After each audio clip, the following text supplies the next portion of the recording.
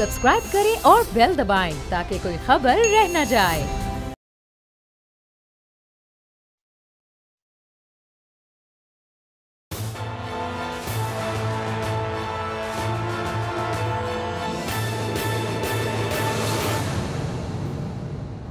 अस्सलाम वालेकुम। प्रोग्राम तज्जिया, मैं हूँ अलीना इलियास और आज के इस प्रोग्राम में अब से कुछ देर बाद हमारे साथ मौजूद होंगे टेलीफोन लाइन पर समी इब्राहिम साहब। स्टूडियो में मेरे साथ मौजूद हैं इस्लामाबाद के ब्यूरो चीफ गुलाम मुर्तज़ा साहब। इसके साथ साथ मेरे साथ मौजूद हैं सदीक साजिद साहब और शहबाज साहब।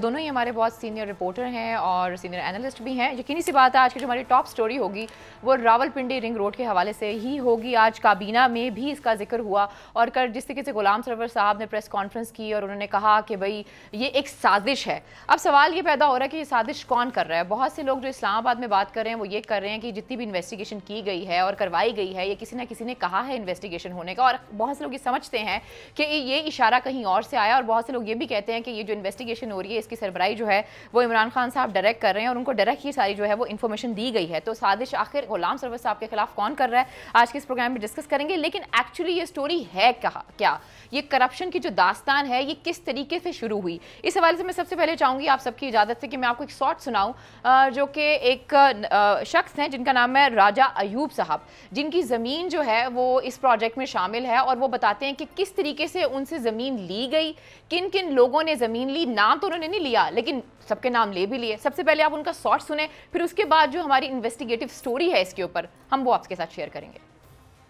गवर्नमेंट ने भी पैसा खाया और असल लोगों भी लुट के खा गए, जिससे सारे शामिल है AC DC कमिश्नर साहब असी ना भी उन्होंने गए हाँ तो बराए मेहरबानी हूँ इन जालमा के बचाओ और असा रकबा इस तरीके पेमेंट असी वापस करने तैयार हाँ तो इंतकाल खारिज किए असल ना रकबा किया 385 रकबा जी असन आया। किस रेट पे दिए? पौने 10 लाख, जिसको चलो ओ AC के DC के सब अगू असल लोगों लुटिया और पैसे कदे गए दो जी चेक देने इस तरह करने वो करने नसा के असा घबरा के फिर लुटिया नहीं। अच्छा, ये भी पता चला कि कुछ सियासतदान भी इधर मुलव्वस थे, उन्होंने भी खर्चे लिए हैं और उन्होंने भी बहुत सारे ऐसे काम किए हैं। ये कौन थे लोग? जनाब ये जो सियासी लोग उन्होंने इधर रकबे नो और इन्हें सोसाइटियों मिल के और उन्होंने रकम खा के और उस हाथ ही इन्हें जो को लुट मार की थी गवर्नमेंट की थी और जिम्मेदारों की थी गई। राजा यूसुफ, आपने ये नहीं बताया कि यहाँ पे जो सियासी लोग हैं वो भी इसी तरह हमें पता लगा है कि जो इसी हलकों से जिनका ताल्लुक है यहीं से वो MNA MPs बने हैं और वो हत्याते रहे हैं ज़मीनें आप लोगों से। जनाब ये ज़िला अटोक ने भी शामिल है और ज़िला पिंडी ने भी शामिल है और इन्हें सिलसिले थे इन्हें इतने सोसाइटी सिंध और इसी खातिर इतना फिर या इतना चक्कर जो लगाया गया इसी खातिर लगाया गया। पहले इस जो सरवा होया वो ठगिया ना होया और उससे कम रकबे जिम्मेदार ने कास्ट जाया होने ये रकबा अगर तक्या वज़ीर साहब इंक्वायरी कराउन और ये रकबा जरी तक्या इतना बड़ा नुकसान इन्हें सिर्फ एक अपने पाक गोश वास्ते मज को दी थी इन सियासियाँ। जी नाजरीन, ये आपने सुना है राजा अयूब साहब को और उनका ये कहना है इनकी ज़मीन जो है इस प्रोजेक्ट में शामिल है और उनका ये कहना है कि ये जो सोसाइटियाँ बनाई गई हैं वहाँ पर और ये जो सारा प्रोजेक्ट है इसमें बेसिकली सियासतदान भी शामिल हैं, उस इलाके के MNA MPA AC DC सोसाइटियों के मालिकान सब ने मिलजुल कर जो है ये एक मिली भगत की है। इस हवाले से गुलाम मुर्तज़ा साहब जो कि इस्लामाबाद के हमारे ब्यूरो चीफ हैं उन्होंने इन्वेस्टिगेशन की है पूरी और उन्होंने इस हवाले से मज़ीद जो है वो हक़ाइक़ जो है वो सामने लेकर आए हैं। मैं चाहूँगी कि आपसे ही आगाज़ करें, मुझे ये बताएं ये सारा जो किस्सा है वो शुरू कहाँ से हुआ है? देखिए 2017 से ये प्रोजेक्ट जो था वो इसको लॉन्च किया गया था और इसकी फिजिबिलिटी जो है पहले उस वक्त बनी थी, उसके बाद ये प्रोजेक्ट डंप हो गया। 2018 में इसको दोबारा से ज़िंदा किया गया। अच्छा, जो बहुत सारे लोग हैं वो बहुत सारी सोसाइटीज़ का नाम ले रहे हैं जो भी वहाँ पे मौजूद हैं। एक फैक्ट जो है उसको करेक्शन करनी चाहिए कि जो सोसाइटीज़ 2018 से पहले की वहाँ पे मौजूद थी इस रिंग रोड के इर्द गिर्द, उनका तो किसी भी तौर पे हम ये नहीं कह सकते कि वो फुल्ली इन्वॉल्व्ड हैं। वो सिर्फ इस हद तक इन्वॉल्व्ड हैं इस वक्त क्योंकि उन्होंने एग्ज़िट लिए हैं। उनकी ज़मीनें थोड़े चंद लाख रुपए कनाल से अब तकरीबन 80 लाख 70 लाख रुपए कनाल तक चली गई हैं। 2 लाख के लिए आम बंदे जी 2-3-4 लाख रुपए कनाल ज़मीन थी वहाँ, और वो इस वक्त 50-60-70 लाख कनाल बेच रहे हैं। अच्छा, इसमें 17 सोसाइटीज़ के नाम जो हैं उस रिपोर्ट में आए थे। आज हमने जब तमाम वो एरिया विज़िट किया, वहाँ से लोगों से भी बात की, अभी आपने देखा ये जो शख्स अभी बात कर रहे थे, इन्होंने 385 कनाल ज़मीन रिंग रोड को दी है। इसमें सबसे अहम जो सूरत हाल है वो ये है कि अटक लूप, अब ये था कि इसको चढ़ना था मोटरवे पे या सी पैक रोड पे या ये फतेह जंग तरनौल वाले जंक्शन पे आके इन्होंने जीटी रोड से मिलाना था इसको। अब वहाँ से जो जिग जैग हैं पसवाल का, मूरत का और उसके साथ जो जंगल है उसका, ये काफ़ी रामान है, घंद है, और इसके साथ साथ मुख्तलिफ और जो वहाँ पे गांव हैं उनको जब उनमें घुमाया गया, उनमें हमने जाके देखा, मुलाकातें की, लोगों से बात की, तो हमें भी ये अंदाज़ा हुआ कि वाक़तन जो ये कह रहे थे कि वहाँ के लोग जो हैं वो मुलव्वस हैं और वहाँ के सियासी लोग मुलव्वस हैं, उसमें साफ नज़र आता है कि कौन लोग वहाँ रिहाइश पजीर हैं, किन की ज़मीनें हैं। ये कोई इन इलाके में कौन कौन MNA MPs? यहाँ से सरवर साहब हैं, गुलाम सरवर ख़ान, और MPA जो हैं वो अटक से भी आप जानती हैं कि जुल्फ़ी बुखारी साहब के कज़न हैं, और ज़मीनें भी तकरीबन जितनी वहाँ की हैं सादात की ज़मीनें हैं, बुखारीज़ वहाँ बैठे हैं और बाकी काफ़ी ख़ानदान जो हैं वहाँ पे हैं। तो ये तो एक तो पोस्ट एंड प्री 2018 जो है इसको हमें डिफ़ाइन करना होगा, क्योंकि उससे पहले और उसके बाद के लोग।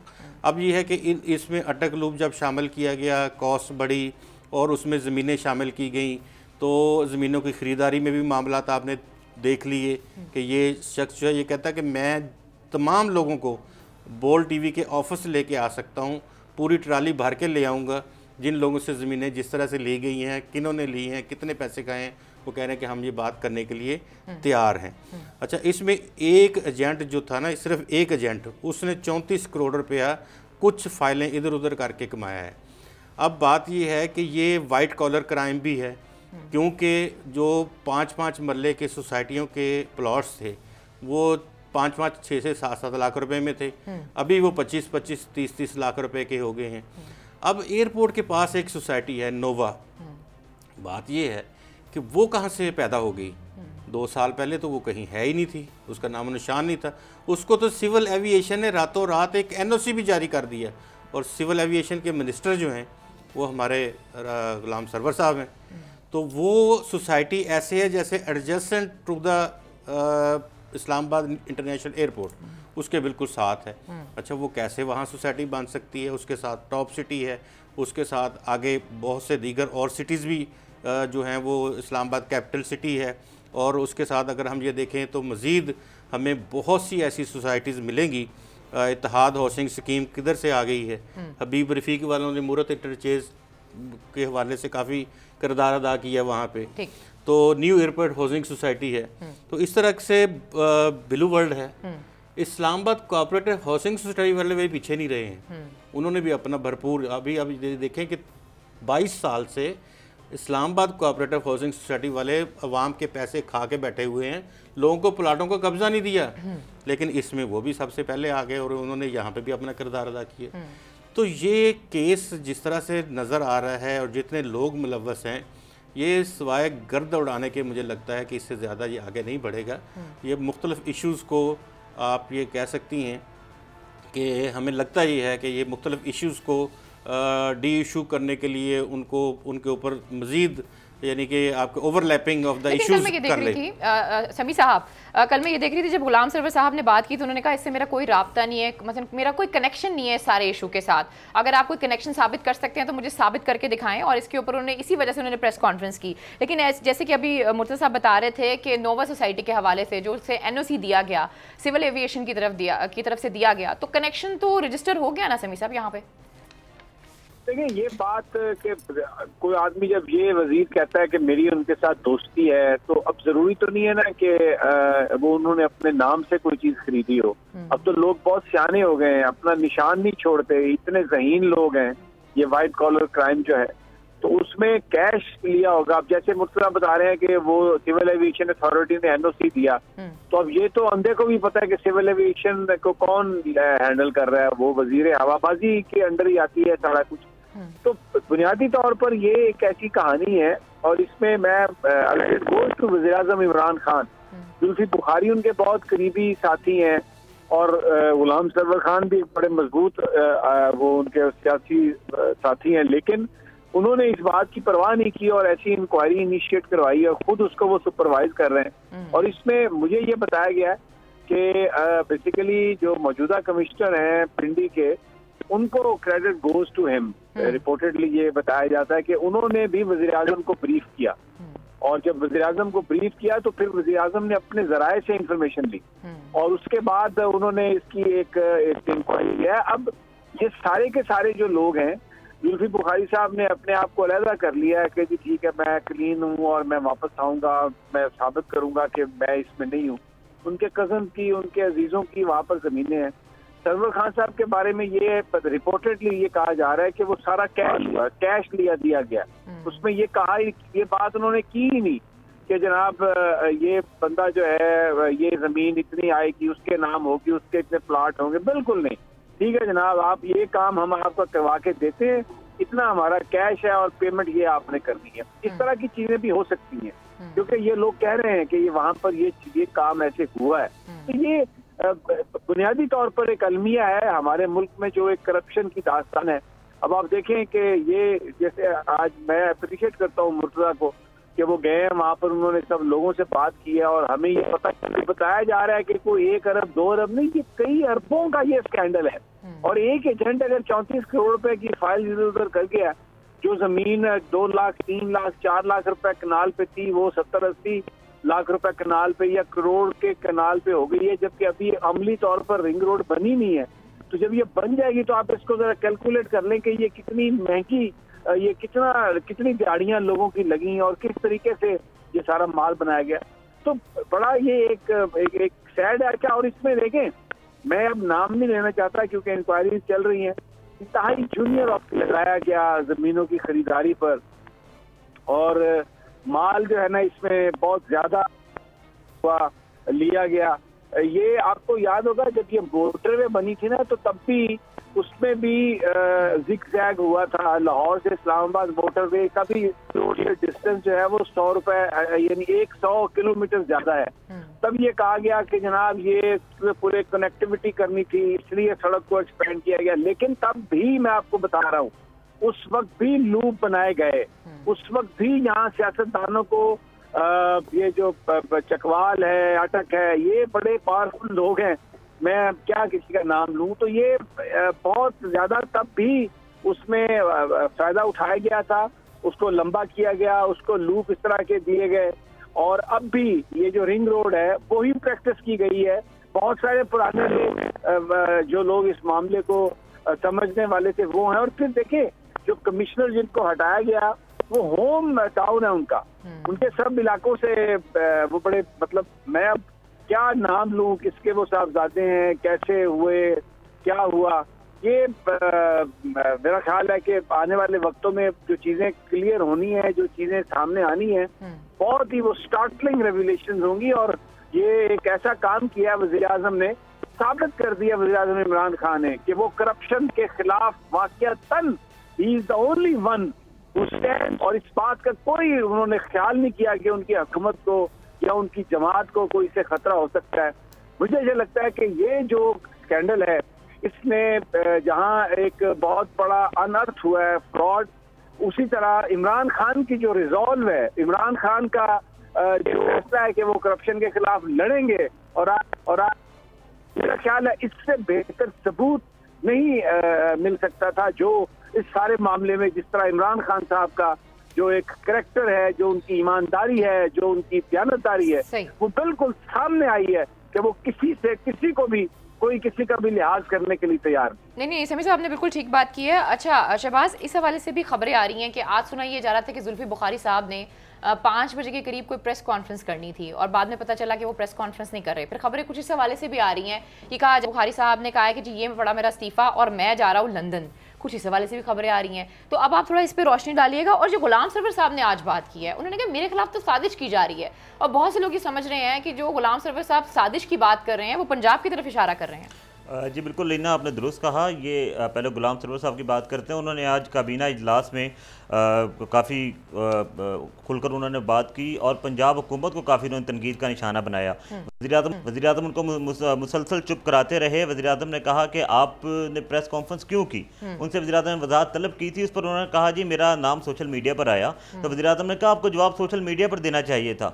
आपने प्रेस कॉन्फ्रेंस की तो उन्होंने कहा जी पंजाब हुकूमत ने जो TORs बनाए इंक्वायरी के, वो तमाम मेरे खिलाफ जो है वो शवाहिद जा रहे थे और मुझे तनकीद का निशाना बनाया था, इसलिए मैंने अपनी वजाहत दी है। तो वज़ीर आज़म इमरान खान ने आज वाज़ेह अल्फाज में कहा कि गुलाम सरवर खान साहब ये बात आप सुन लें कि इसमें आप मुलव्विस हैं या जुल्फी मुलव्विस हैं, जो भी हैं, कुछ रिपोर्ट्स जो हैं वज़ीर आज़म को खुफिया इदारों से मिल गई हैं। और जो पंजाब हुकूमत ने इंक्वायरी की है उसमें आज फवाद चौधरी साहब ये बता रहे थे कि जुल्फी बुखारी का और गुलाम सरवर का इब्तदाई रिपोर्ट में अभी जिक्र नहीं है। वजाहतें आज उनकी जान से बड़ी काफ़ी दी गई हैं, लेकिन आज काबीना इजलास में काफ़ी इस बात पर जो है वो हंगामा आराई भी हुई है और वज़ीर आज़म इमरान खान ने उन्हें चुप भी करवाया। और वज़ीर आज़म इमरान खान ने बेसिकली गुलाम सरवर खान को ये शटअप कॉल दी थी कि आपको प्रेस कॉन्फ्रेंस नहीं करनी चाहिए थी।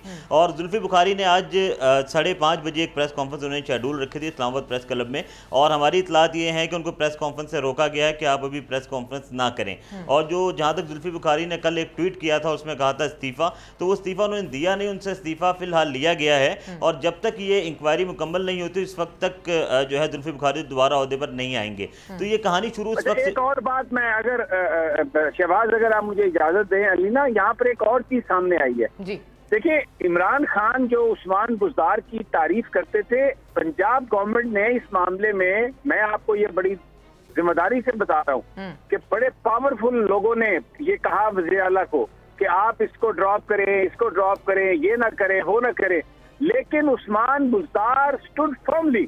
उस्मान बुज़दार ने किसी तरह की भी कोई प्रेशर नहीं लिया और उन्होंने जो वज़ीर आज़म साहब ने कहा था कि आप इंक्वायरी करें, इंतहाई बिल्कुल वो जो एक शफाफ अंदाज में जिससे वज़ीर आज़म मुकम्मल तौर पर मुतमईन है, उन्होंने वो इंक्वायरी की है। बड़े बड़े लोगों ने उनसे कहा, बड़े ताकतवर, मैं नाम नहीं लेना चाहता, जिन्होंने फोन किए कि इस ऑफिसर को निकाल दें, इसमें से इसको निकाल दें, लेकिन वज़ीर आला पंजाब उस्मान बुज़दार ने किसी की भी बात नहीं सुनी, उस इंक्वायरी को करवाया और वज़ीर आज़म साहब को रिपोर्ट दी और अब भी वो पूरा वो उस हवाले से एक रोल, एक किरदार अदा कर रहे हैं। तो इसमें ये चीज भी सामने आई कि जो पिछले 2-2.5 साल से जो वज़ीर आला उस्मान बुज़दार की इमरान खान साहब तारीफ करते थे कि मैं इलाके से लेके आया हूँ एक ऐसे शख्स को जो एक ईमानदार है, तो ये एक जो ये सारी इंक्वायरी और सारा स्कैंडल, इसने उस्मान बुज़दार साहब का नाम भी बड़ा क्लियर किया है। और ये जो बातें उनके बारे में होती थी, जो इल्जामात लगते थे, ये बिल्कुल सामने वाज़े आ गया कि वो अपने कायद की बात के लिए, अपनी पार्टी के लिए और ट्रांसपेरेंट अंदाज में उन्होंने इंक्वायरी की और किसी तरह का प्रेशर नहीं लिया, ये ख्याल नहीं किया कि पंजाब में गवर्नमेंट क्या है, चली जाएगी, करीम साहब के लोग इतने हैं, ये सरवर साहब भी उनके साथ मिल जाएंगे, जुल्फी उनके खिलाफ हो जाएगा, पार्टी के अंदर क्या होगा। उस्मान बुज़दार ने कोई केयर नहीं की और जिस तरह उन्हें वज़ीर आज़म इमरान खान ने कहा, उन्होंने बिल्कुल वैसे ही ये इसको ट्रांसपेरेंट अंदाज में इंक्वायरी की और ऑफिसर्स को हटाया और बिल्कुल उसी रिजॉल्व के साथ वो आगे बढ़ रहे हैं। ठीक हो गया, आप कुछ बात करना चाह रहे हैं? जी समी साहब, यहाँ आपकी इजाज़त से 1-2 एक्सक्लूसिव चीज़ें हैं इसमें जो कि लाजमन हमारे नाजरीन को इल्म होना चाहिए उनका। क्या? वज़ीर आज़म के एक मशीर हैं, स्पेशल असिस्टेंट हैं, उन्होंने ये तमाम तफसीलात जो हैं वज़ीर आज़म के गोश्तगुज़ार की थी। उनका बुनियादी जो नुक्ता था उस वक्त ये था कि उनकी अपनी ज़मीनें रवात में हैं और वो ये चाहते थे कि रवात में उनकी ज़मीनों को टच किया जाए। इस प्रोजेक्ट वालों ने उनको लिफ्ट नहीं करवाई।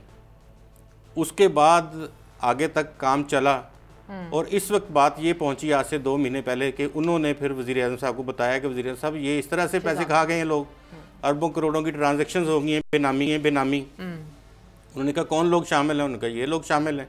वज़ीर आज़म ने एक इंक्वायरी उसी वक्त ऑर्डर की और बहुत जल्द उस इंक्वायरी के जो रिज़ल्ट्स थे वज़ीर आज़म को मिल गए। वज़ीर आज़म को बता दिया गया कि कौन कौन से लोग किस तरह से मुलव्वस हैं। ये आप बात करें शहजाद अकबर साहब की मेरे ख्याल में। अच्छा, जो ये बात हुई और आप ये कह रहे हैं कि बेसिकली जुल्फी बुखारी साहब और गुलाम सरवर साहब के खिलाफ जो इस वक्त सारी चीजें सामने आ रही हैं, जो भी रिपोर्ट इनिशिएट की गई है जिसमें अपैरेंटली अभी उनका नाम नहीं है, अच्छा, ये शहजाद अकबर साहब की तरफ से खुलकर बात करें ताकि लोगों को पता चले। की इंटरनल पॉलिटिक्स की जो बात है वो इस तरह से है कि यावर बुखारी साहब सीएम पंजाब के कैंडिडेट थे आज से कुछ महीने पहले, और उस्मान बुज़दार को हटाना चाहते थे, और जुल्फी बुखारी साहब ने बड़ी मेहनत की उसके लिए, उनको हटाने के लिए। अच्छा। लेकिन वो ना हटा सके, और फिर आप ये देखें कि उस्मान बुज़दार साहब ने आप कह रहे हैं कि उस्मान बुज़दार साहब ने बदला लिया बेसिकली जुल्फी बुखारी साहब। बदले की बात नहीं कर रहा हूं। अच्छा, जो जिस शख्स ने ये रिपोर्ट बनाई है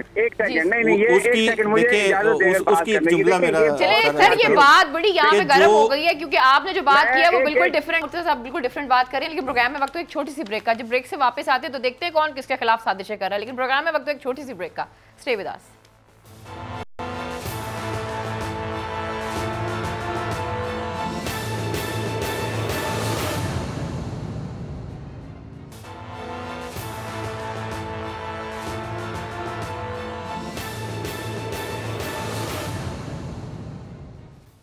वेलकम बैक नाज़रीन, फिर आपको खुशामदीद कहते हैं। जी समीर साहब, जो मुर्तज़ा साहब ने बात की है इससे तो ऐसा लगता है कि पीटीआई के अंदर खुद इंतकामी सियासत है, जिसको जहां मौका मिलता है वो फिर चौका लगा देता है। अब इस दफ़ा उस्मान बुज़दार साहब को मिला क्योंकि उनके ओपोनेंट को जो है वो जुल्फी बुखारी साहब कहीं ना कहीं सपोर्ट कर रहे थे बकौल गुलाम मुर्तज़ा साहब के। तो ये बेसिकली शफाफ इंक्वायरी नहीं है, ये शफाफ सियासत है, और सियासत में अच्छे तरीके से मौके पर चौका मारने वाली बात है। देखिए, आप किसी चीज का भी आप किसी को भी डिस्क्रेडिट कर सकते हैं इस तरह की बात करके। मैं और ये आप इस तरह की मजीद थ्योरीज डिस्कस करें। उस्मान बुज़दार की वजारत आला को कब खतरा लाहक हुआ, यानी ये पब्लिक होगी ये बात कि सिक्योरिटी एस्टेब्लिशमेंट के टॉप लोग जो हैं वो वजीर आला से वजीर आजम से कहते रहे, या उन्होंने इजहार किया इस बात का कि उस्मान बुज़दार को आप हटा दें। वजीर आजम ने पहले दिन कहा कि जब तक मैं वजीर आजम हूँ तब तक उस्मान बुज़दार वजीर आला है। कौन साजिश कर सकता है? उनका अपना कोई ग्रुप ही नहीं है सिवाय इसके कि उनको वजीर आजम इमरान खान ने वहां पर वजीर आला बनाया। और जुल्फी बुखारी इतना सियाना आदमी है, उसको ये पता है कि अगर इमरान खान ने बनाया उस्मान बुज़दार को तो हटा भी उसको वो ही सकते हैं। ये फजूल बातें हैं। ये आप एक जो वो काम जो इमरान खान ने किया, जो उस्मान बुज़दार ने किया, जो आज तक पाकिस्तान की सियासत में न हुआ, उसको हम अगर इस तरह से डिस्क्रेडिट कर दें ये कह के कि ये इंटरनल पॉलिटिक्स है, उसने कहा मेरी जमीन नहीं बिकी, उसने कहा मेरी जमीन बिक गई है। अगर ये करप्शन होती वो जो रवात वाली जगह पर वो कोई और सड़क, ये पावरफुल लोग हैं, सड़कें ही निकालनी थी ना, ये कौन सी ऐसी बात थी? बात ये है कि एक चीज ऐड की गई, उसमें लोगों को फायदा पहुंचाया गया। तहरीक इंसाफ के वो लोग जो बहुत ज्यादा क्लोज थे इमरान खान साहब के, जुल्फी बुखारी, और जिनको वो लेके आए और तमाम तर बावजूद उनको एडवाइजर बनाया, क्या कुछ नहीं हुआ। नैब ने क्या कुछ नहीं किया, लेकिन Imran Khan very firmly stood behind Zulfi Bukhari. लेकिन जब उन्हें ये पता चला कि ये मुलव्विस हो सकते हैं तो अभी आप देखें प्रेस कॉन्फ्रेंस से भी रोक दिया, इस्तीफा भी उनसे ले लिया। और अगर हम उसे ये कहें कि जी उस्मान बुज़दार ने जुल्फी बुखारी से बदला लिया, उस्मान बुज़दार का ना ग्रुप है ना। सर लोग ये कह रहे हैं कि जो जुल्फी बुखारी साहब को रोका गया है प्रेस कॉन्फ्रेंस से, वो पूरी चार्जशीट लेकर आ रहे थे गवर्नमेंट के खिलाफ, इसलिए रोका गया और गवर्नमेंट ने रोका है। ये कौन कह रहा है? कौन कह रहा है? कैसे रोका गया कि वो चार्जशीट लेके आ रहे थे? कौन रूल बात है? जुल्फी बुखारी ने अगर चार्जशीट गवर्नमेंट के लेके आनी थी तो वो गवर्नमेंट के किस बात पे रोका गया? फिर उनकी वजारत बहाल कर दी गई है, उनका नाम इंक्वायरी से निकाल दिया गया है। कैसे रोक दिया गया उनको और कैसे वो रुक गए अगर वो ये करना चाह रहे थे? देखें, ये बिल्कुल एक चीज को डिस्क्रेडिट करने के लिए जैसे वो अता तारड़ आ गए थे और उन्होंने जो गुफ्तगू शुरू की थी। अब मैं आपको एक और छोटी सी, मुझे सिर्फ 2 मिनट दे दें। हाँ, इस सारी बात से एक पॉलिटिकल ओपनिंग हो रही है, एक इसका सियासी, इसका एक जो मंजरनामा बदल सकता है वो ये है कि ये बहुत अरसे से ख्वाहिश रही है वजीर आजम इमरान खान साहब की कि चौधरी निसार अली खान उनके साथ आ जाएं। अब लेकिन वो गुलाम सरवर खान की वजह से ये बात निसार साहब को भी पता थी और वो नहीं आए। लेकिन अब अगर गुलाम सरवर जो है वो इस इंक्वायरी में मुलव्वस पाए जाते हैं, वहां से तहरीक इंसाफ से उनका, तो फिर एक ओपनिंग बनती है चौधरी निसार अली के लिए। ये एक पॉलिटिकल बड़ी डेवलपमेंट होगी कि चौधरी निसार अली अगर गुलाम सरवर खान हटते हैं साइड पे तो उनके पास एक फिर ऑप्शन है कि उनको तहरीक इंसाफ की चले जाए। उनकी मुझे इत्तलात है कि बड़ी मुलाकातें हुई और की जाएगी कि वो इस्तीफा देंगे अपनी नशिस्त से और उनके साहबजादे जो चौधरी तैमूर हैं वो इलेक्शन लड़ेंगे। तो ये एक बहुत बड़ी पॉलिटिकल बिहाइंड द सीन एक एक्टिविटी चल रही है जिसमें शहबाज साहब की बड़ी ख्वाहिश है। अर्ज करना चाहूँगा कि जो गुलाम सरवर खान की वहाँ पे सूरत हाल है, हल्के में उनकी सूरत हाल काफ़ी अच्छी है, क्योंकि जिन लोगों से हमारी बात हुई है, जिनकी ज़मीनें शमीनें गई हैं, उनकी बात नहीं, आम जनरल लोगों से भी हमने बात की है। उन्होंने कहा कि हम चक्री के पास इधर गांव में रहते हैं, इधर गैस पहुंचा दी। जब वो वज़ीर कुदरती वसाइल थे तो उन्होंने हमें इधर गैस दे दी। उनकी बड़ी तारीफ़ें हैं उस एरिया में। वो और दूसरी तरफ मुर्तज़ा बात आपकी सही है, मैं ये नहीं कह रहा कि वो अपने हल्के में अनपॉपुलर है, लेकिन कोई भी शख्स जो करप्शन के इल्जाम में बरतरफ किया जाए या जिसको वजीर आजम अपने से एक साइड पर परे कर दें कि आपने ये माल बनाया है, तो फिर उसकी रेपुटेशन जरूर एट स्टेक होती है। कोई ना, ये जो लोग हैं ये कोई सिर्फ अपने कामों की वजह से वोट नहीं देते, बहुत बड़ी तादाद ऐसी है लोगों की जो यहाँ पर सही निजाम चाहते हैं, करप्ट लोगों को डिस्करेज करते हैं। तो ये बहुत बड़ा इम्पैक्ट पड़ेगा सरवर खान साहब पर अगर बच पाए गए। अच्छा, ये सदीक साजिद साहब, मैं आपसे ये जो ये इनकी स्टोरी है चौधरी निसार साहब वाली, मुझे याद है कि इमरान खान साहब की पहले भी ख्वाहिश थी कि चौधरी निसार साहब जो है वो उनकी टीम में शामिल हों। तो ये जिस तरफ इशारा कर रहे हैं इस वक्त समी साहब, आप इस पे कमेंट करें और जो पिछली स्टोरी है इस पर भी कमेंट कीजिएगा।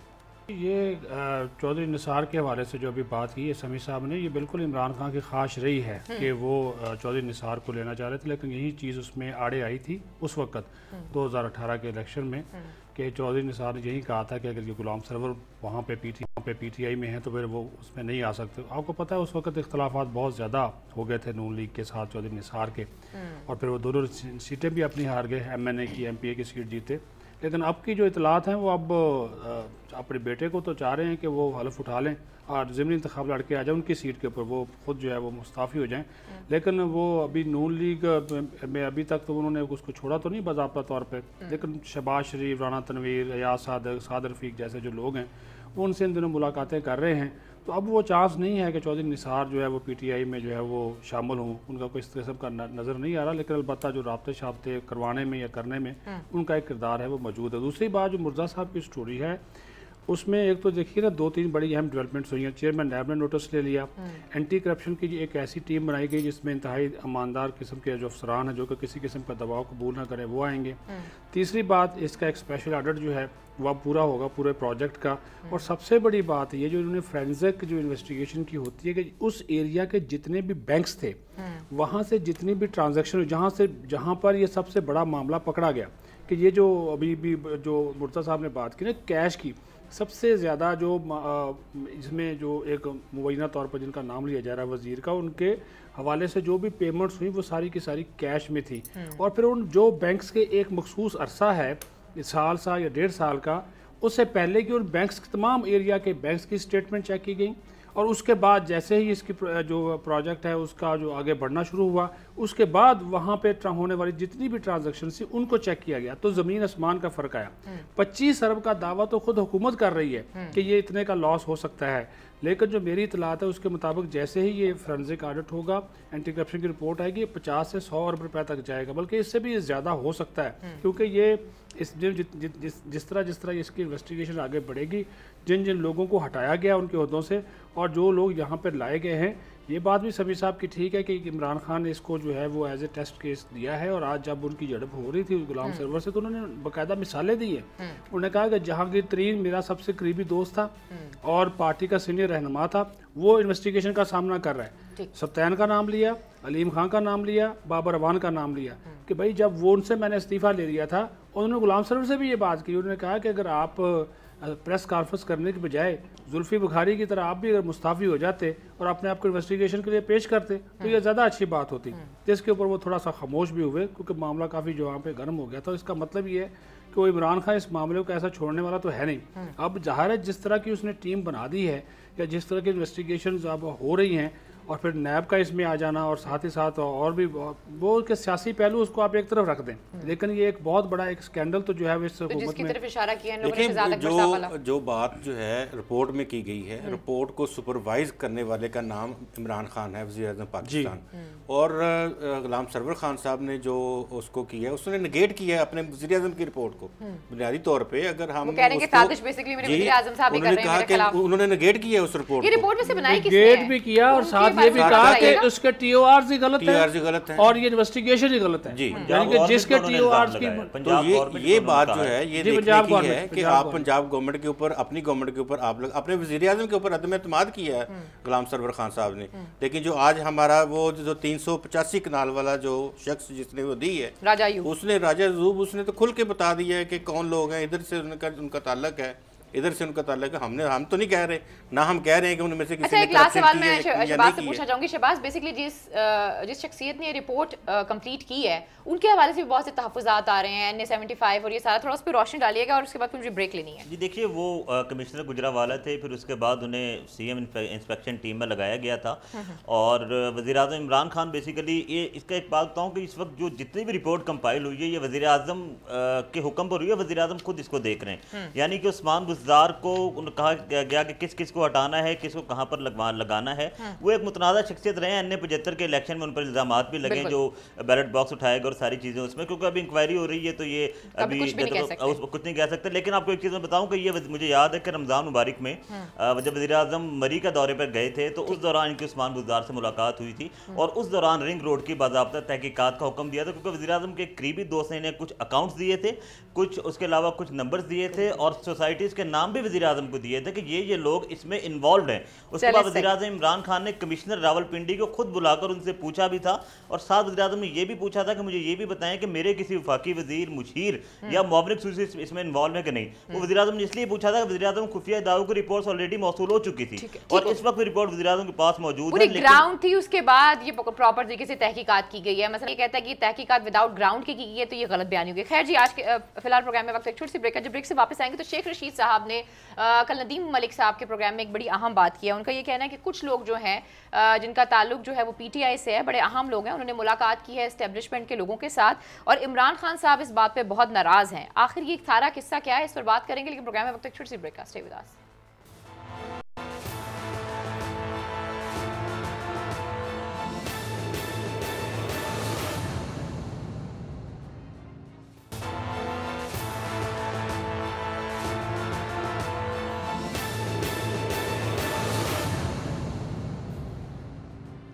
वेलकम बैक नाज़रीन, फिर आपको खुशामदीद कहते हैं और अब कुछ मैं सुनाऊंगी शेख रशीद साहब के हवाले से। कल वो नदीम मलिक साहब के शो में थे और उन्होंने कहा कि इमरान खान साहब नाराज़ हैं कुछ लोगों से। किस वजह से नाराज़ हैं, आप उनकी ज़ुबानी सुन लें। जी समी साहब, आपने शेख रशीद साहब को सुना, उन्होंने कहा ये सारे वज़ीर जितना मर्जी कुछ कर लें, अगर ये सोचते हैं कि वो इमरान खान साहब को माइनस कर देंगे तो ये गलत है। इसका मतलब ये कि घर से ही इमरान खान साहब के खिलाफ साजिशें हो रही हैं। देखिए, साजिश तो पहले दिन से हो रही है। उसकी वजह ये है कि इमरान खान के पास अपने जमात के वो मतलूबा नंबर नहीं थे, वो अपने कोलिशन पार्टनर्स पर डिपेंड कर रहे हैं। पार्टी के अंदर लोग अपने मुख्तलिफ ओहदों के लिए या मुख्तलिफ एक ग्रुपिंग के लिहाज से भी आप देखती हैं कि वो कोशिश करते हुए नजर आते हैं। लेकिन जो ये बात कही है ना शेख रशीद साहब ने कि अगर मैं भी उसमें शामिल हो जाऊं तो इमरान खान का कर कुछ नहीं सकते, उसकी वजह क्या, वो क्यों कही है उन्होंने? इमरान खान ने, देखिए, जब उन्होंने ये बात, जब वो ये बात कहते हैं ना कि ये हुकूमत जाती है चली जाए, जो होना चाहता है तो मैं वो बात नहीं सुनूंगा, मैं वही बात करूंगा जिस पे मैं बिलीव करता हूँ। तो इसका मतलब ये है कि इमरान खान साहब अपनी जगह पर कायम है, उनको कोई तोड़ नहीं सका। और दूसरी बात यह, अगर उनको कोई तोड़ने की कोशिश करेगा तो उसका नुकसान मुल्क को बहुत ज्यादा हो जाएगा। क्योंकि इमरान की जो बात है, अगर वो करप्शन के खिलाफ खड़े हैं, अगर वो किसी को रियायत नहीं दे रहा है, मैंने पहले भी अभी उस्मान बुज़दार पर इतनी बात की है कि इमरान को पता है कि वो बेसिकली कौन सा खिलाड़ी कहाँ पे कैसे खेल रहा है, तो उस एस्टेब्लिशमेंट का क्या किरदार है। ये जो बड़े तरीके से मीडिया में जब उस्मान बुज़दार पर तनकीद की जाती है तो वो दर हकीकत इमरान खान पर तनकीद की जाती है। तो बड़े तरीके से वो जो एक खेला जाता है खेल, वो खेला जा रहा है, इसमें कोई शक नहीं है। और इमरान खान साहब को पता है इस बात का, but he has shown A firm resolve कि मैं ब्लैकमेल नहीं हूँ। ये बात कर रहे हैं शेख रशीद साहब। ठीक है शहबाज, मैं आपसे इस हवाले से जानना चाहूंगी, मुझे ये बताएं कि हम देख रहे हैं कि जेकेटी हो गए, गुलाम सरवर साहब हो गए, परवेज़ खटक साहब हो गए, इसके अलावा असद उमर साहब हो गए, अगर वो इस तरीके से अपनी वज़ीर-ए-आज़म को माइनस करते हैं और कहीं और जाके मुलाकातें करते हैं और शिकायतें लगाते हैं, तो आप क्या देख रहे हैं आने वाले दिनों में इसका कोई इम्पैक्ट आपको नजर आता है? वैसे कि तो शेख रशीद साहब ने ये बोल दिया है कि जो मर्जी हो जाए इमरान खान साहब नहीं हटेंगे, लेकिन पोलिटिकल इम्पैक्ट तो होता है इन चीज़ों का। फिर हम ये कहते हैं कि सियासत जो है उसमें बहुत से इदारे जो हैं वो इन्वॉल्व नहीं है, लेकिन जब पीटीआई के लोग जाकर इस तरीके से मुलाकातें करते हैं और इमरान खान साहब की शिकायतें लगाते हैं, तो व्हाट डज इट मीन? ये देखिए, इन्होंने जो बात की, नदीम मलिक साहब ने पूछा था कि उस्मान बुज़दार के बारे में बहुत सारे वज़रा खुश नहीं हैं, और ये हम जिस वक्त उस्मान बुज़दार को लगाया गया था, आज अगस्त में 3 साल उनको हो जाएंगे, उस वक्त से आप देख लें कि कितने वफाकी वज़रा हैं जो खुद कहते रहे कि उस्मान बुज़दार की कारकर्दगी अच्छी नहीं है। और कुछ वज़रा तो, बहुत सारे वज़रा तो ऐसे हैं, जिस तरह गुलाम मुर्तज़ा भाई ने भी एक ये बात की थी कि अपने कुछ लोग अपने भाइयों को ही बनवाना चाहते थे, और बहुत सारे लोग थे पंजाब के अंदर जो वज़ारत आला की ख्वाहिशमंद थे। अब मैं आपको बताऊँ कि कुछ लोग कौमी असम्बली और सूबाई असम्बली के नशिस्त जीते थे, और उनसे जब वो जीते थे 2018 में, तो उनसे मैंने एक सवाल पूछा था कि आप कौमी असम्बली की नशिस्त छोड़ेंगे या सूबाई की, तो उन्होंने कहा था कि ये $1 मिलियन क्वेश्चन है, ये इमरान खान फैसला करेंगे। यानी कि बहुत से लोग जो है वो उस्मान बुज़दार के खिलाफ शुरू से साजिशें करते रहे हैं। और जहाँ तक बात है एस्टेब्लिशमेंट से मुलाकातों का, तो ये आपको याद होगा कि इन 2 सालों के अंदर हम मुसलसल सुन रहे हैं कि शेरवानियाँ कहीं तैयार हो गई हैं, इवन के कैबिनेट इजलासों तक ये बातें पहुँच जाती हैं, और लोग कहते हैं कि जी कुछ लोग पार्टी के अंदर मौजूद हैं। वैसे आमतौर पर 2 लोगों का जिक्र होता है कि ये लोग तो खुद वज़ीर-ए-आज़म बनना चाहते हैं। तो जहाँ तक बात है उस्मान बुज़दार की, उस पर 2 सालों से जो बातें हो रही थी, आई एग्री विद यू, लेकिन मुझे लगता है कि खान साहब अब बहुत क्लियर हो गए हैं चीज़ों का, वो जो ग्रे एरिया से ना वो खत्म होते जा रहे हैं। इसलिए हम ये देख रहे हैं कि वो अपने ही लोगों के खिलाफ, वज़रा के खिलाफ, जहां पे करप्शन की बात होती है, वो इंक्वायरी खोल देते हैं। तो अब इस चीज को लेके ये भी खबरें आ रही हैं कि वो जो सही पीटीआई के लोग थे, जो यंगस्टर थे, उनको वो सामने लाएंगे, और बहुत सी जो तब्दीलियां हैं वो हम आने वाले दिनों में देखेंगे। जी सदीक साहब, एक बात तो ये है, शेख रशीद हों, परवेज़ खटक हों या जहांगीर तरीन हों, ये शुरू में तो ये पीटीआई में शामिल नहीं थे, या शाह महमूद कुरैशी हों, ये बाद में आए, गुलाम सरवर भी उनमें शामिल हैं। बात ये नहीं है, इसी प्रोग्राम में, समी साहब के प्रोग्राम में ही हमने ये बल्कि ख़बर दी थी 6 वज़ीरों वाली उनकी मुलाकात की, महीना 1.5 महीना पहले कि ये मुलाकात हुई है आला हुकाम, आला अस्करी हुकाम के साथ। प्रॉब्लम यहाँ पे ये है कि आपका जो इमीडिएट बॉस है वो है आपका वज़ीर-ए-आज़म, जो कि मुल्क का चीफ एग्जीक्यूटिव है। आपने किसी से मिलना है, आप उनसे इजाज़त लें, वो नहीं दी जाती। मैं एक मिसाल आपको दे देता हूँ। नवाज शरीफ के दौर में राजा नादर परवेज़ के एक भाई थे, गुलाम मुर्तज़ा साहब को याद होगा, लेफ्टिनेंट जनरल तारिक परवेज़, वो कोयटा के कोर कमांडर थे, उनको बुलाया गया, वज़ीर-ए-आज़म से उन्होंने मुलाकात की। वज़ीर-ए-आज़म नवाज शरीफ थे उस वक्त, उनको वो लगाना चाह रहे थे, और लेकिन वो बात पहुंच गई परवेज़ मुशर्रफ तक। परवेज़ मुशर्रफ ने उनको फ़ारग करवाया और फ़ारग कर दिया, बल्कि उन्होंने कहा कि ये कैसे हो सकता है। उनको उस मुलाकात का सिर्फ यही था कि उन्होंने वज़ीर-ए-आज़म से मुलाकात की थी, आर्मी चीफ को बाईपास करके। तो यहाँ पे आपका इमीडिएट जो है वो बॉस जो है वो इमरान खान है, आप मुलाकात करें। लेकिन बात वही है कि जो लोग मुलाकात करते हैं, फिर इस तरह की चीज़ें फैलाई जाती हैं। बिल्कुल इमरान खान की नाराज़गी इसके मामले के ऊपर बिल्कुल जायज़ है। शेख रशीद भी ये बात कहते हैं कि अगर आपने जाना है तो आप अपने प्राइम मिनिस्टर को बताएं, तो ज़ाहिर है फिर शकूक व शुबहात तो जन्म लेते हैं ना। और वहाँ जहाँ तक शेरवानी सुलवाने वाली बात है, ये चीज़ें आजकल भी अलीना चल रही हैं। पाकिस्तानी सियासत का ये सबसे बड़ा, और हमारे सियासत आजकल कौन सिलवा रहा है शेरवानी?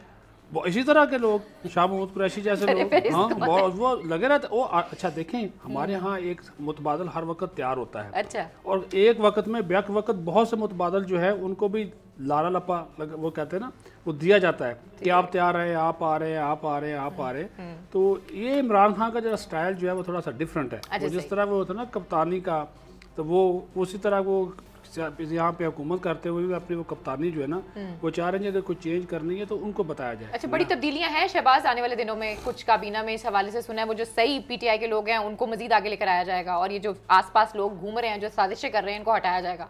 देखिए, फ़रूक हबीब को जब लगाया गया था तो बेसिकली फ़रूक हबीब पीटीआई का अपना चेहरा है, जो आईएसएफ से आए थे ऊपर।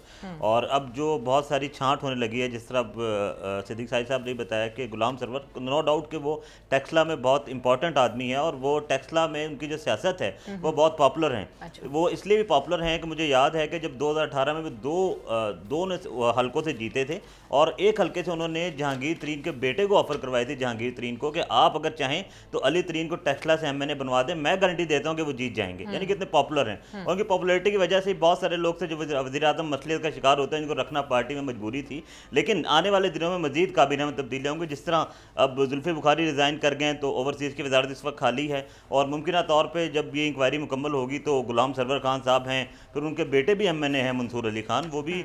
तो अब देखते हैं मजीद तब्दीलियाँ। देखें तब्दीलियाँ जो हैं, इमरान खान हमेशा कहते हैं कि कप्तान ये देखता है कि किसको किस पोजीशन में खिलाना है, लेकिन अब ये वक्त है कि इमरान खान अब छांट कर रहे हैं, यानी कि अब वो कुछ ऐसे लोग हैं जो पार्टी के, जो PTI में, जो शुरू से PTI के लोगों की आवाज़ थी कि जो यंग लोग हैं और ख़ास तौर पे जो पार्टी का अपना जो अपने पार्टी के लोग हैं उनको आगे लाया जाए। तो इसलिए मजीद कैबिनेट में तब्दीलियाँ ना सिर्फ फेडरल में बल्कि पंजाब में भी आने वाले दिनों में होंगी।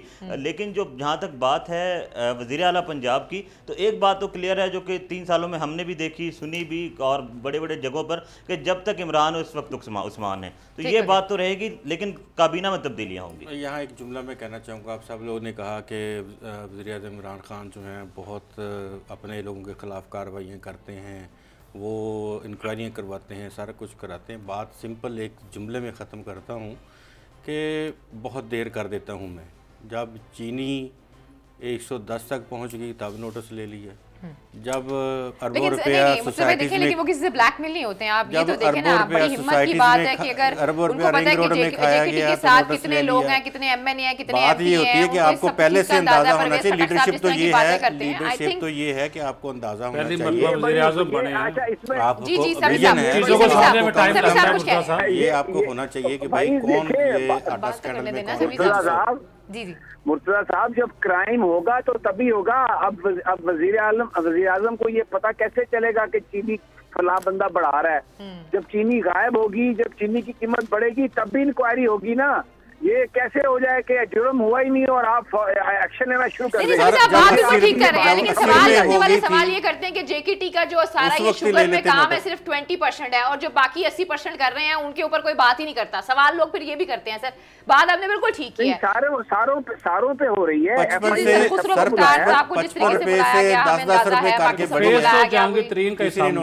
सबसे ज्यादा तो शहबाज शरीफ साहब के बारे में मैंने पूछना था, वो जा रहे हैं या नहीं जा रहे हैं, लेकिन सुना है कि प्रोग्राम का वक्त जो है मेरी टीम मुझे कह रही है कि खत्म हो गया। तो जब इंशाल्लाह हम कल दोबारा आएंगे तो जानने की कोशिश करेंगे कि शहबाज शरीफ बाहर जाएंगे या नहीं जाएंगे, और वो जैसे पहले चूना लगा कर गए थे गवर्नमेंट को नवाज शरीफ साहब, शहबाज शरीफ साहब लगा सकेंगे या नहीं लगा सकेंगे, ये कल ही डिस्कस करेंगे, आज तो नहीं कर सकते। आज हम सबको इजाजत दीजिए, अपना बहुत ख्याल रखिए, अल्लाह के बाद।